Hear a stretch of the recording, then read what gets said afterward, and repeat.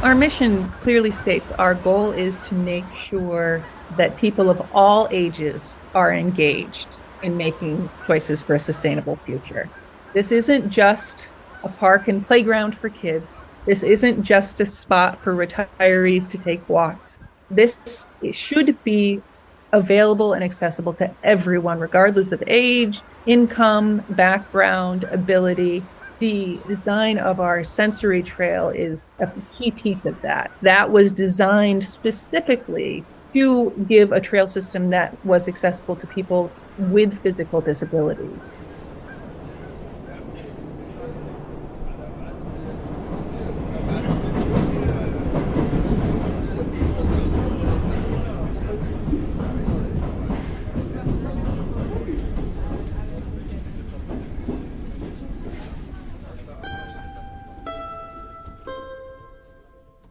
Welcome to Towards a Kinder Public, a podcast exploring issues in public space and ways to design kinder space that better meets our interconnected needs.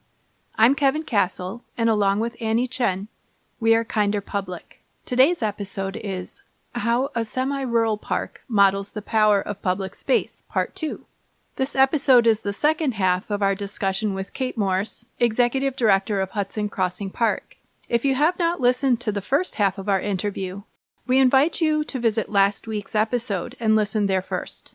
Previously, we discussed details of the founding of the park, how its organizational structure impacts the way the park functions in its community, and the intention of the park to invite a sense of community ownership. This week, we discuss the park design and corresponding social outcomes in more depth.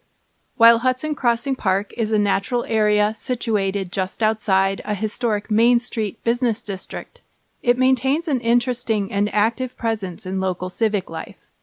We'll discuss the way that the park and its neighbors weave together the missions of economic revitalization, environmental conservation, historic preservation, and a strong investment in community vitality. We will continue to examine the way that Hudson Crossing Park manifests its conviction in the potential of public space.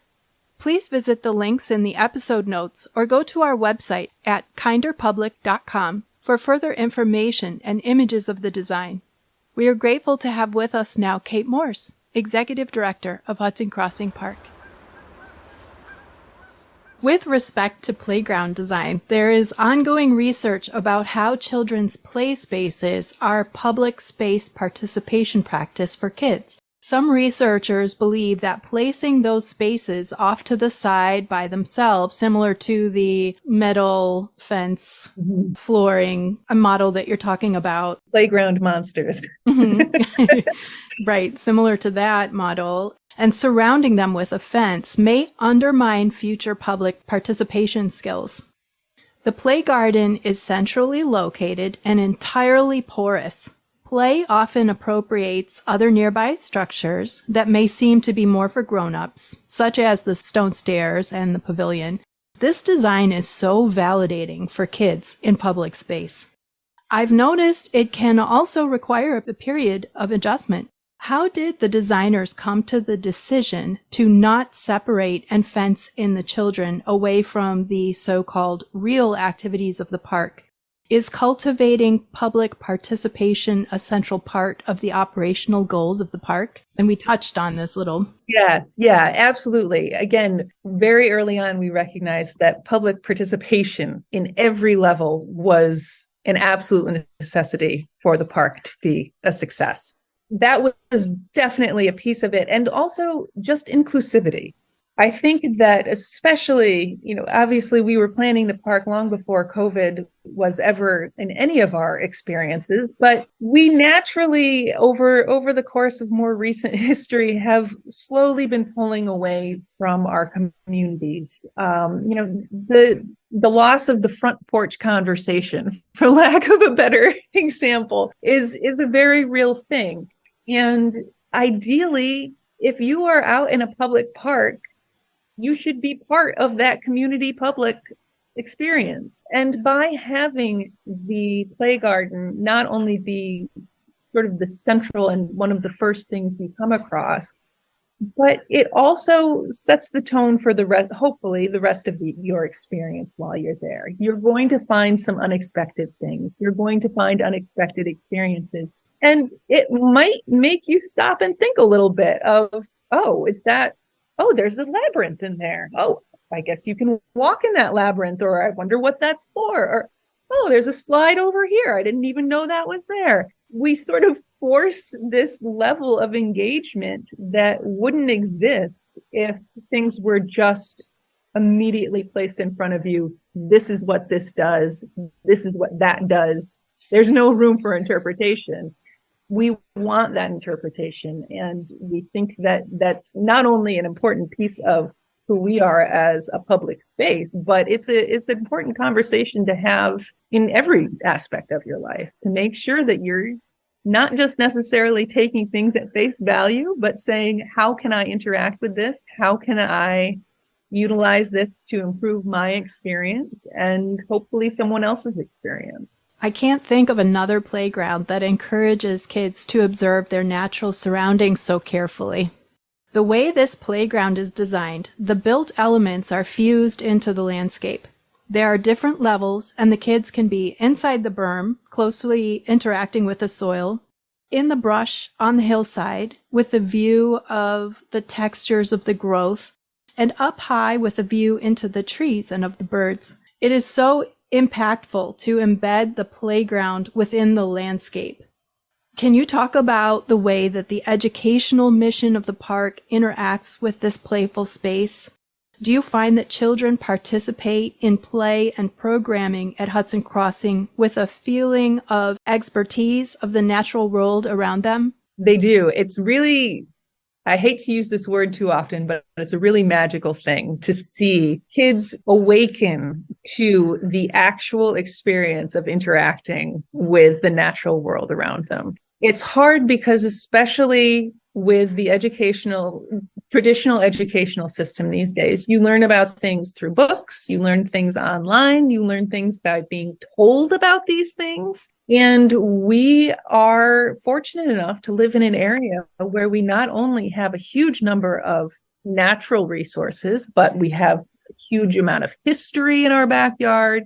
We have the huge opportunities and potential to be out there experiencing these things rather than just learning about them in the traditional sense. And so when we are having our educational programming, our goal is to get kids out there and experiencing things tactily. We want them to be dipping their acid test, litmus test readers in the water. We want them to see the baby northern map turtles scuttling across the road on their way down to the river. We want them to listen for the bird calls and experience all of these things. Honestly, I think we're all guilty of overlooking when we're in the middle of our busy lives and our busy days. And even just going out and taking a listening walk with a group of kids, they show up, we've had 5 or 6 year olds show up in a group of, say, a dozen.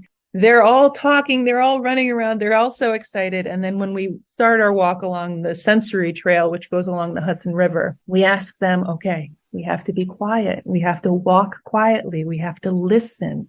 What do you hear? What do you see? What do you feel? And the quietness that descends upon them, and then the dawning of that wonder, is one of the best things about what we do, because this is all here all the time for you to experience. You just have to figure out how to do that. And so hopefully everything we do, whether it is something along the lines of the more formal citizen science opportunities that we have, or just having the trail system and the play garden available for people to come on their own time, hopefully everything that we do at Hudson Crossing encourages that experience one way or another. When exploring the wider park, the plantings, the trails, the shores of the river, it becomes apparent that the idea of play is woven into the entire place. There are discoveries to be made in every area, fantastical objects to interact with, other rooms, hidden artworks. These dispersed elements oppose the place effects of centralization and the compacted experience of an advertised attraction. They become subtle and personal experiences. Playful elements have an ambiguous scale. They don't attempt to specify details about the individual they serve and the right ways to use the thing. They accommodate different developmental stages, body sizes, body abilities, and become a multi-generational point of engagement. The park seems to intentionally blur expectations. Were there specific ideas or intentions about inclusivity in the design of the park? When walking through the park, have you ever found adults playing? Does the park mission or programming address the idea of age? Our mission clearly states our goal is to make sure that people of all ages are engaged in making choices for a sustainable future. And so we do recognize that this isn't just a park and playground for kids. This isn't just a spot for retirees to take walks. This should be available and accessible to everyone, regardless of age, income, background, ability. And I think the design of our sensory trail is a key piece of that. That was designed specifically to give a trail system that was accessible to people with physical disabilities. And you mentioned the hidden artwork.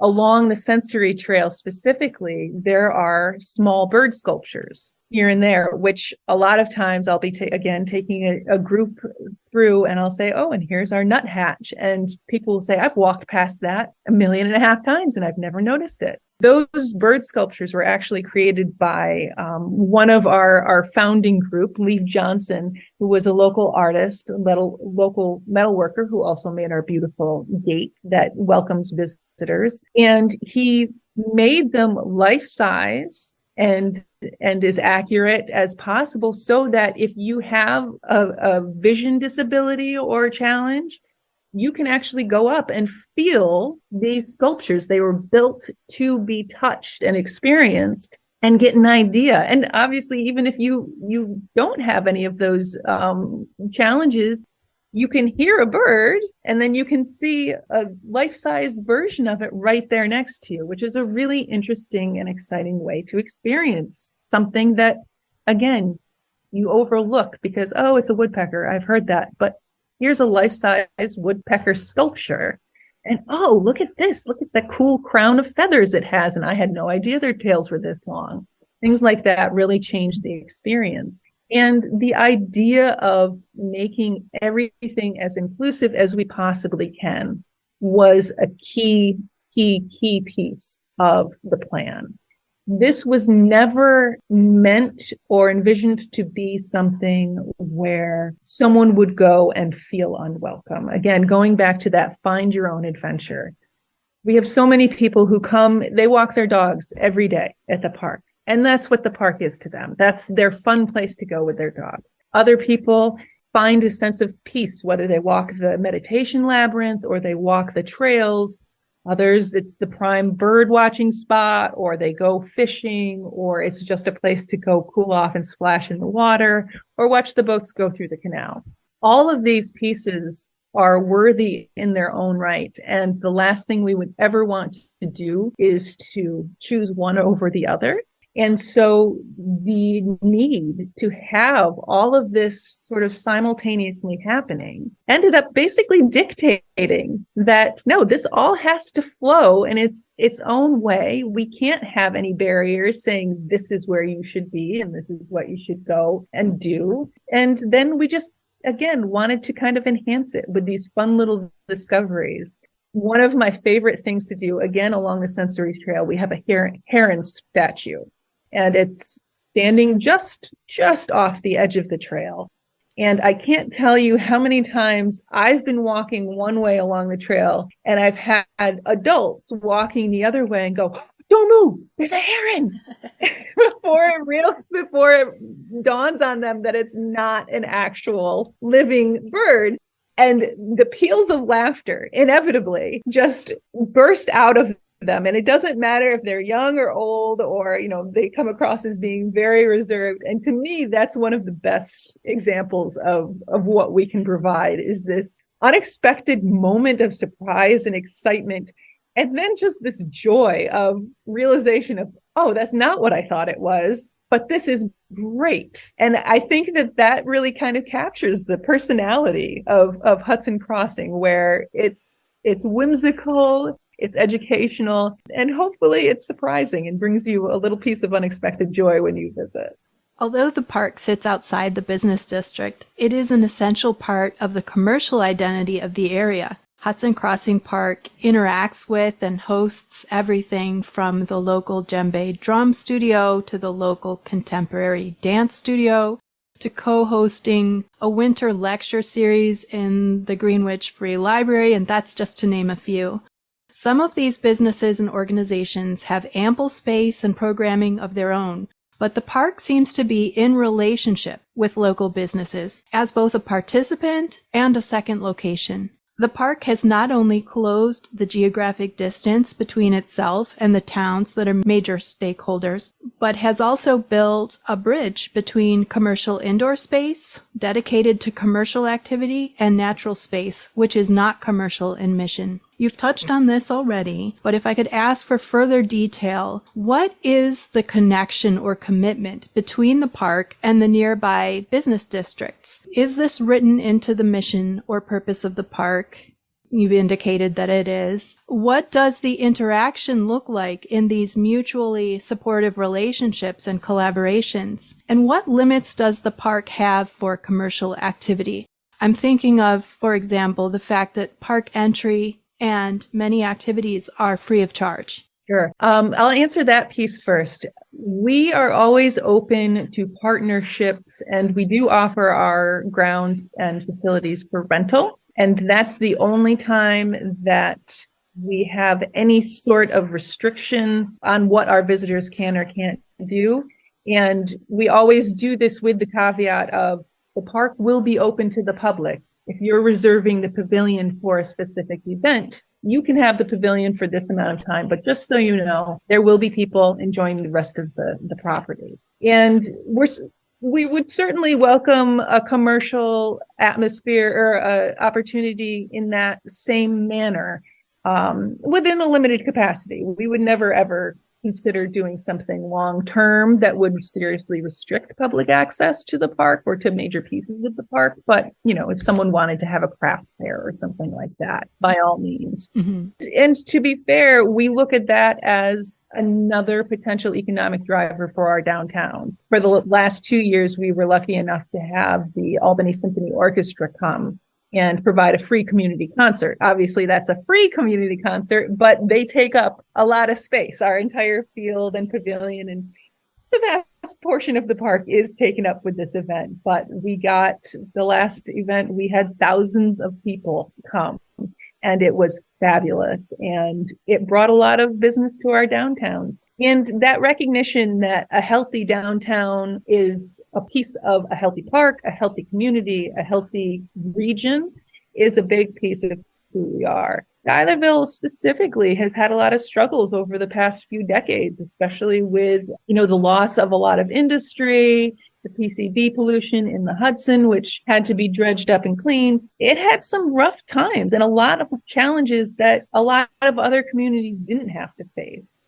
But thankfully, we have seen this very similar mentality as to what created the park, this grassroots, we are going to make this happen approach within the downtown businesses and partner organizations like Hudson Crossing Park. It really is this fantastic, fantastic community collaboration, recognizing that just because I'm the head of the park doesn't mean I can't also help promote what's happening on Main Street and vice versa, or support what's happening on Main Street and vice versa. And it's become a really, really amazing experience to be a part of these conversations. There's a Schuylerville Community Conversations group that meets every month, and it's spearheaded by Chelsea Henderson of Rural Soul Music Studio, the djembe studio that you mentioned. And it's this very special opportunity where anyone from the community, and I use community in the broadest sense of the term, you don't have to be a resident of Schuylerville to comes, and then we just share what we're up to. And so if we have an event or a program happening at the park, I bring that up. If, Chelsea has something going on at the music studio, or Pam down at Bound by Fate Tap Room has something going on, we all share these ideas and these happenings, and we all support each other. If someone says, "Oh, I've got this going on, but I'm not sure how to get the word out," hands raised and say, "Well, I can put it up on my social media, or I've got a flyer space if you want to give me a flyer." It's a very, very special, unique environment. And I do think that having a place like Hudson Crossing Park that was created through a similar process may have helped spur that. Not to give Hudson Crossing too much credit, but it showed people in the communities all through the region what you're capable of doing if you really do work together and just you're tenacious. You work hard, you don't let go of an idea because you know it's a good idea and you can make it happen. And we're seeing that happen in our downtowns now too. And Hudson Crossing certainly wants to support that in any and every way that we can. Mm-hmm. Back to the park itself, the invitation to discover hidden objects and structures distributed throughout the park is an interesting point of divergence from the park's synchronicity with commercial spaces. Commercial space must function in a more centralized way to best support commercial activity. The way the design choices were made in the park emphasize that this space has a complementary but different and non-commercial mission. Almost all of the public art in the park seems to refer back to the identity of the park. The life-size sculptures of local birds that you mentioned, tucked into the trees, also the fanciful large turtle sculpture along the trail where turtle eggs are likely to be found, or the fairy houses constructed from materials found in the park. In this way, the artwork seems to be a visual component of the educational mission rather than working as a self-referential art piece of place or art experience. It centers the long history of the place and its ongoing relationship with the changing human communities around it. Is this how you see the role of the art at the park? Was art supporting the educational mission a stated goal? Can you talk about the artists that have contributed to the park and the vision for their participation? And how do you curate and place the work in the park? Absolutely. So it was always part of the vision. Again, incorporating these interpretations and human-made interpretations of the world around them, but also hopefully tying into the natural environment that we're housing them in. And it's very interesting to see how it does inform people's experiences. I think that the vast majority of the sculpture throughout the park, while they certainly stand on their own as individual pieces, the unifying factor is that it does draw you in a little bit further than maybe you were originally planning on going. And one of the pieces that is probably most guilty of that, for lack of a better term, is Beyond the Boat Bridge by Zach Ward, which, if you've visited the park, I'm sure you have noticed. It's a very large wrought iron cauldron heart-shaped piece that's enclosed in a locust split rail fence in the middle of our field. And that may be one of the pieces that I get the most questions about, usually along the lines of, what is that thing?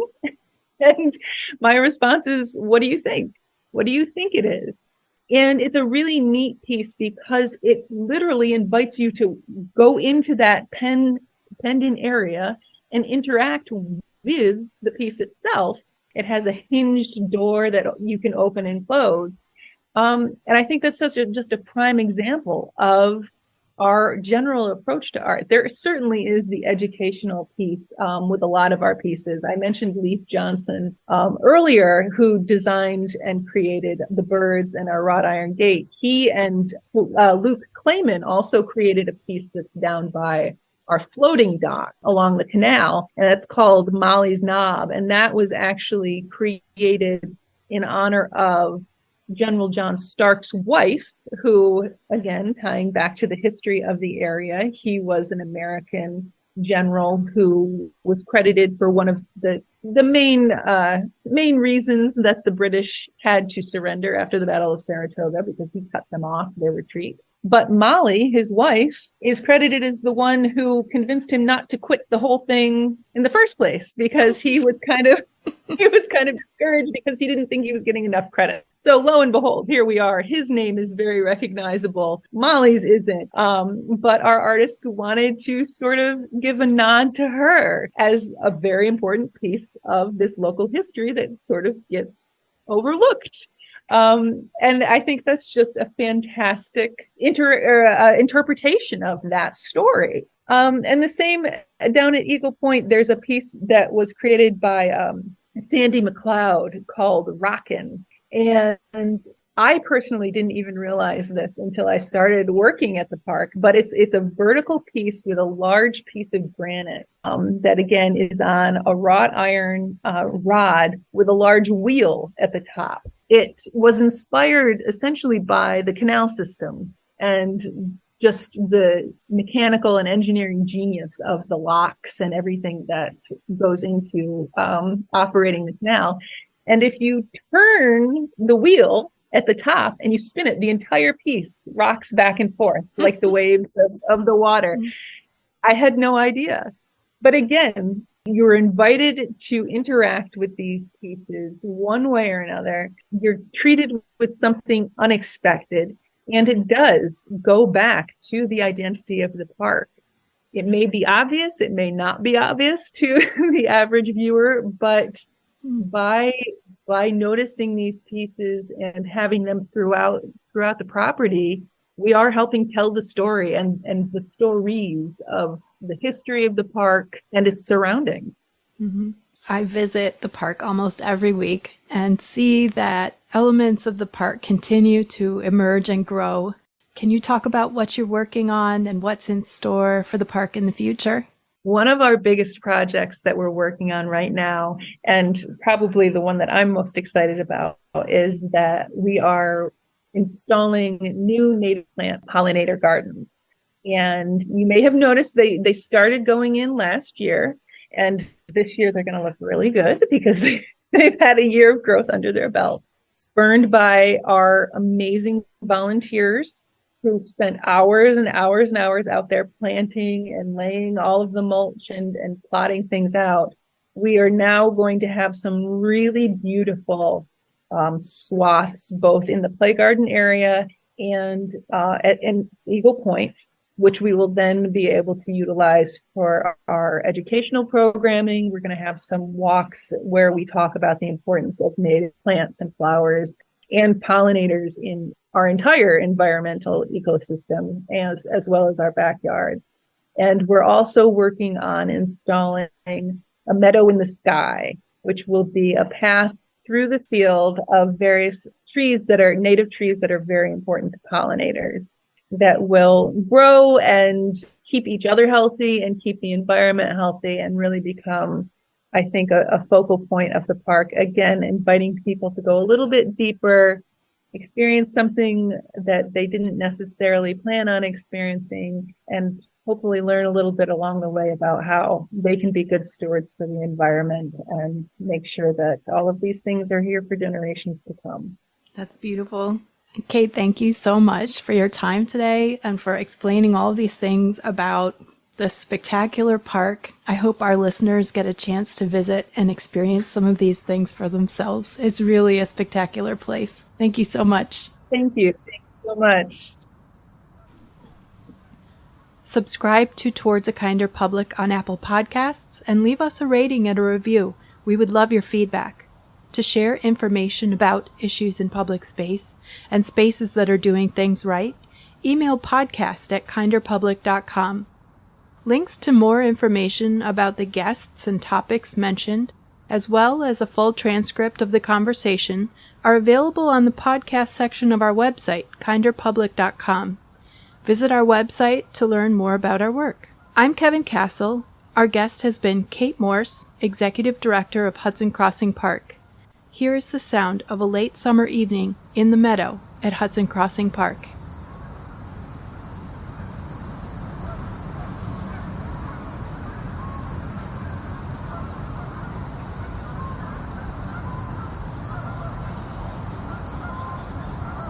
Thanks for listening. I wish you a good week.